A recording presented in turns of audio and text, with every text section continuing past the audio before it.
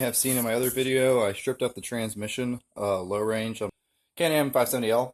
I talked to some few people, they've had the same issue with it coming out of gear, they say, coming out of gear, but there was a lot of metal in the oil. So, yeah, it popped out of gear, but it did so because it rolled the tips of the dogs. They suggested that it wasn't fully engaging, so the way to help that, this is your linkage that goes down from your shifter to your transmission. It is adjustable, right? So what I did was I adjusted it half a turn to bring the arm this way, so tightened it half a turn. This top nut is reverse thread. That's a little weird. But I tightened it half a turn, so when it's all the way in low range, it should, hold it in gear a little better. I'm attempting to band-aid the issue with that until my new gearbox comes in. I bought the Chinese gearbox for 800 bucks. I'm going to take this one apart and make a video of it and try to see what's damaged, but from what I've read, these gearboxes, once you take them apart, they never work quite right again because of the weird bevel gear and stuff. They're almost non-rebuildable. So I will try to rebuild this one, but I'm going to put the Chinese one in there for now and test that out.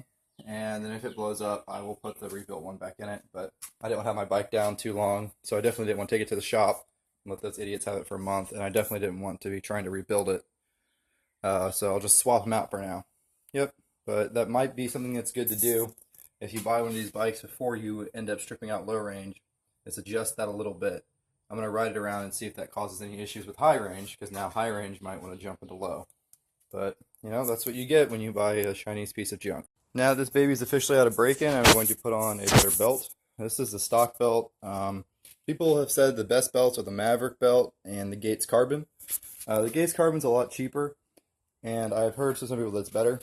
So here's how it compares. That's the Gates Carbon versus the stock one. The stock one is a little fatter, so you get more contact patch.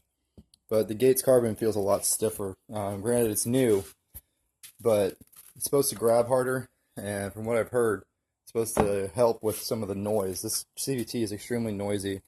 So this won't help with the clunking noise, because that's the way the clutch engages. But it should help with some of the whining noises I'm having, just due to the material that's grabbing there. You see how it's not as rubbery looking. This is very sticky and rubbery looking, so you get that squeaking noise at speed.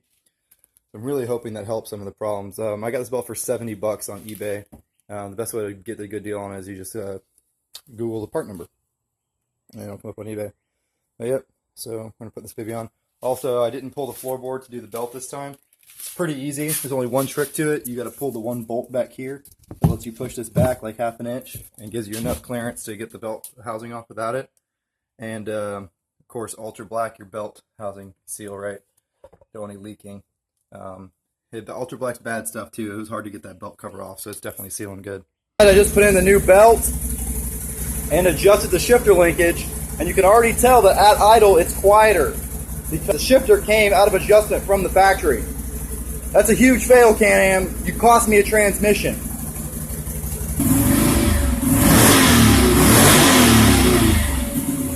That adjustment made a huge difference. I cannot stress this enough. One of the most important things to do, and people have said this, I didn't believe them, is throw away the factory belt.